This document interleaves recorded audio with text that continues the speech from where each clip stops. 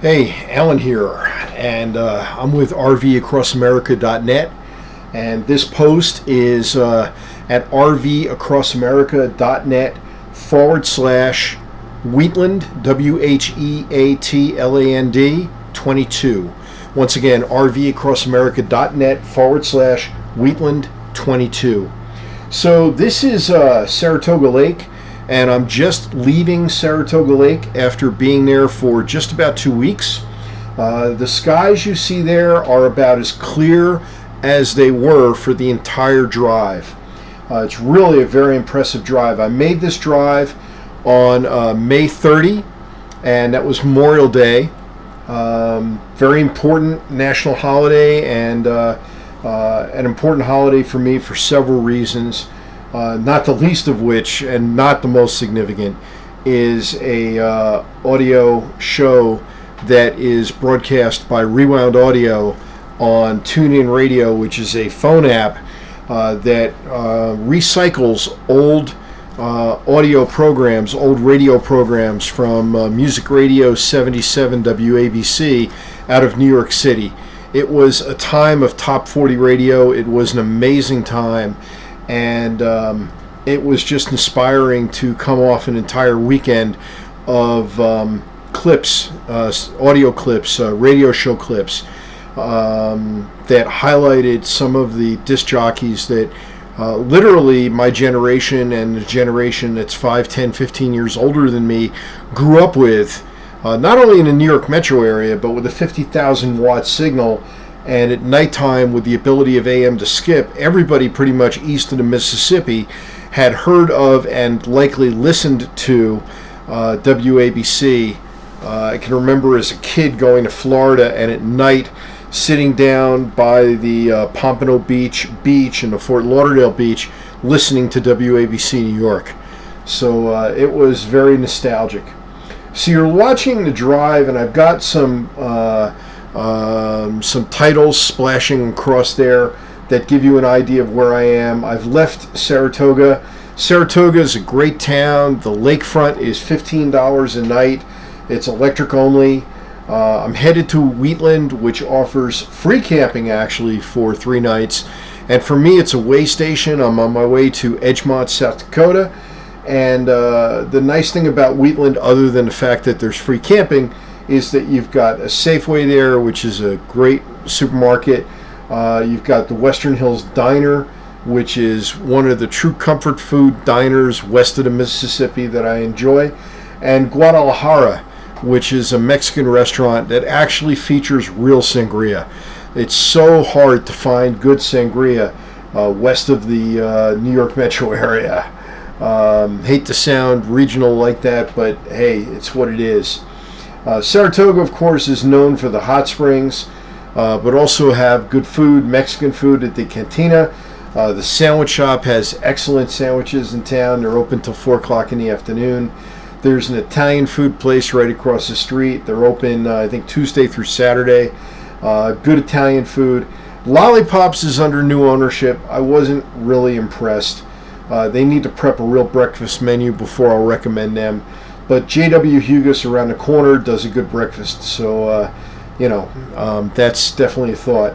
We're headed northbound from Saratoga now on Wyoming 130. Actually, at this point in the video, we're entering Medicine Bow, so we've turned east on 30. I'm kind of paying attention to my notes and not to the video.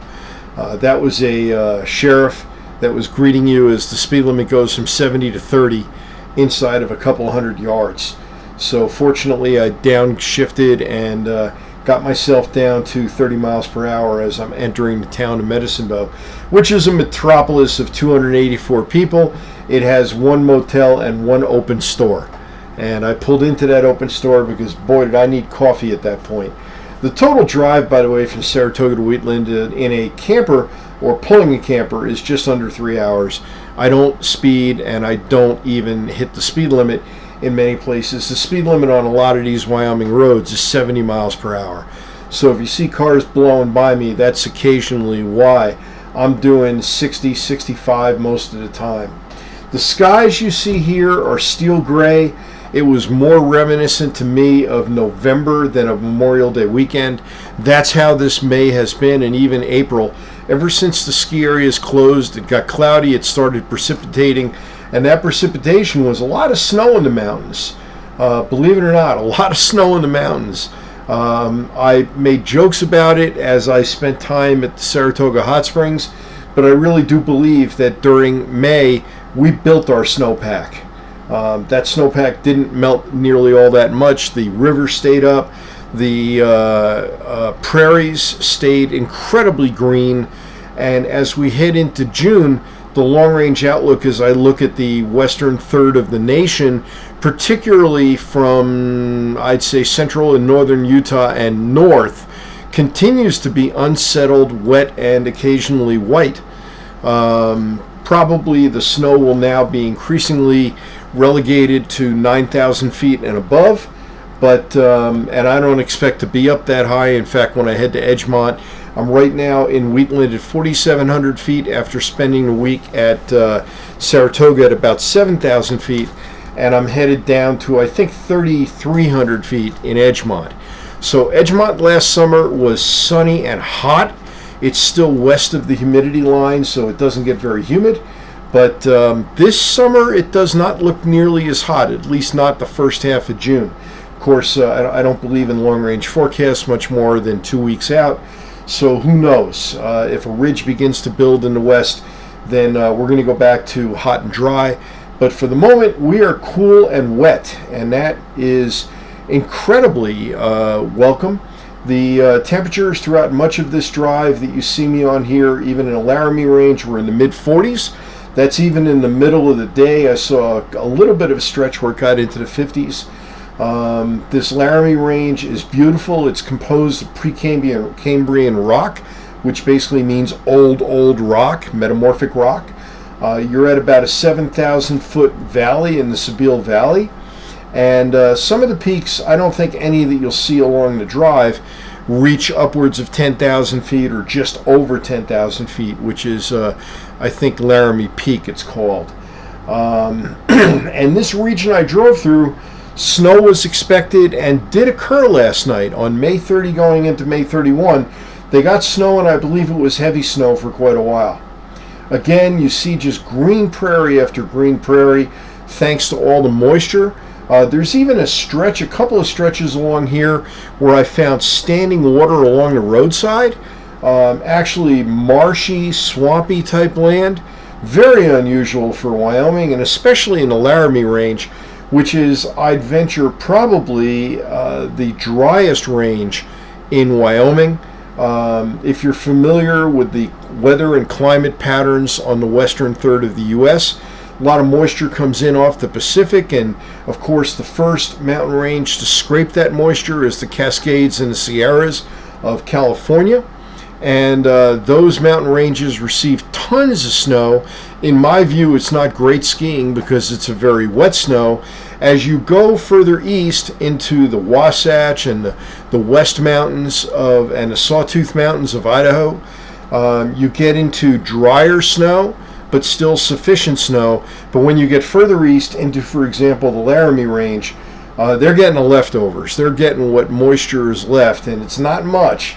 And you can see there's not a lot of trees here. It's all scrub brush, whereas the West Central Mountains of Idaho and the Sawtooth Mountains of Idaho, and certainly the Wasatch, have high timber climates,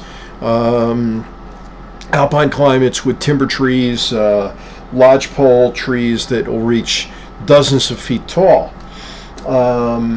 So today's travel heading into Wheatland takes us through this very dry range.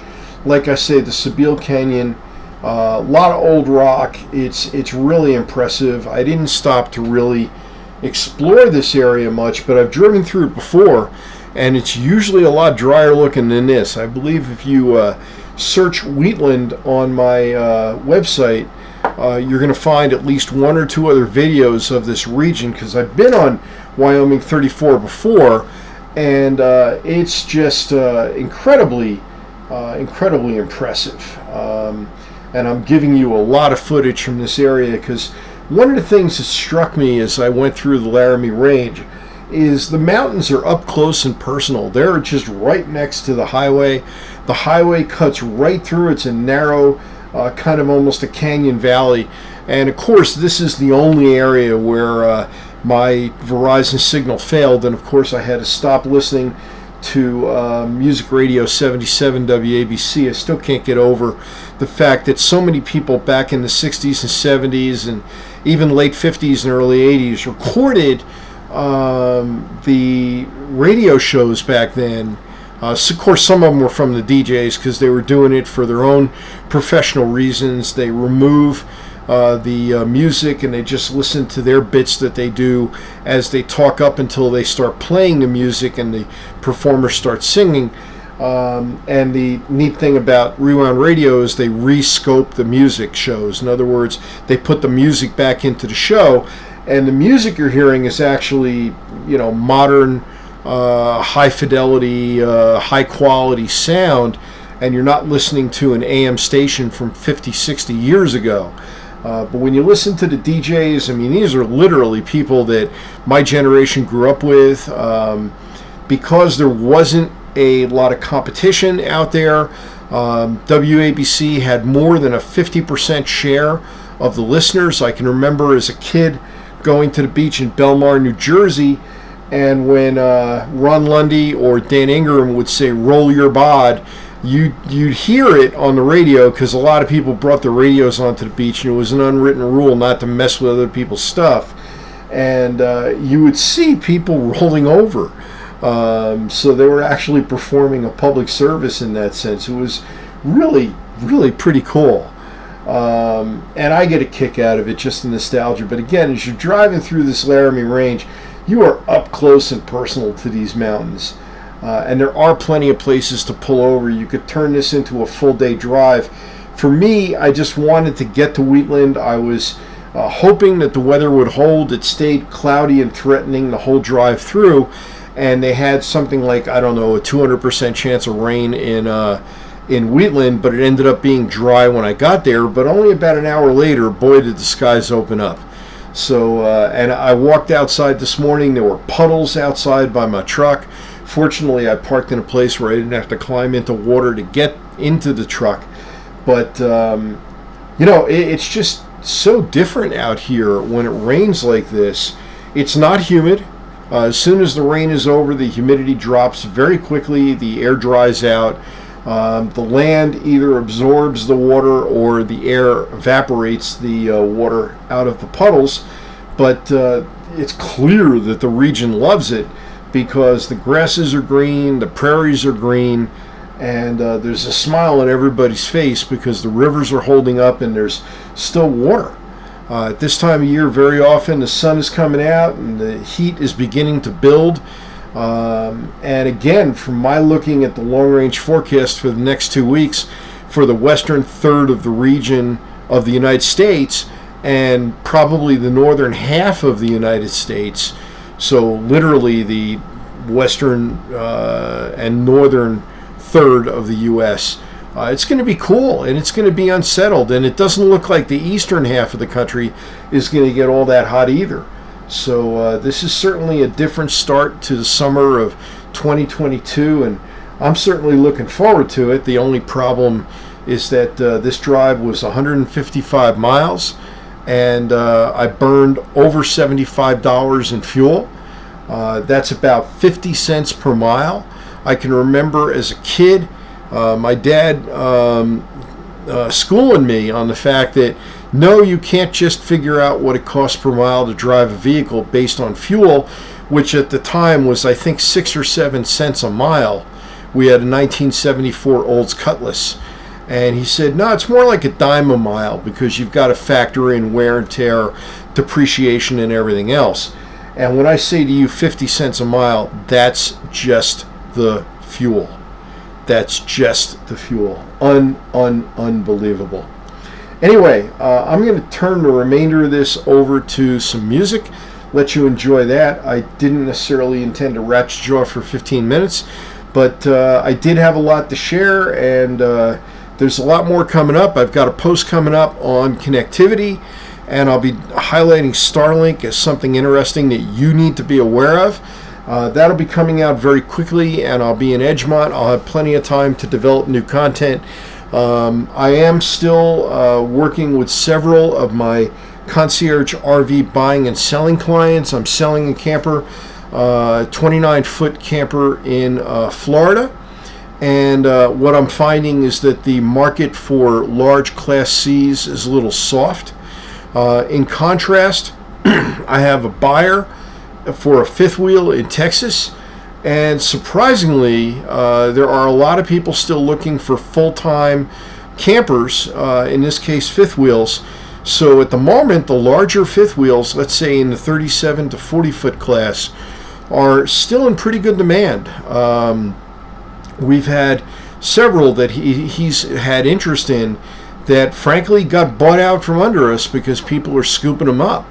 I've got him looking at a older DRV that I think is a pretty good unit. It's before Thor bought them out, and that's something that we'll see whether or not he's interested and whether or not we get an opportunity to put an offer in on it and whether it's accepted. But I have a few other clients waiting in the wings, and if you're interested, you can always find out more about my buying and selling service by going to rvacrossamerica.net. There's a link right at the top called Buying and Selling Concierge Service, or just rvacrossamerica.net/buy-sell, BUYSELL. Anyway, Alan here, rvacrossamerica.net/Wheatland22, and you have a great morning, afternoon, or evening whenever you're hearing this. And get over and take a look at the post, because as always there's some other additional nuggets I throw into the written content that I don't include in the video or don't remember in the video. Anyway, have a great day.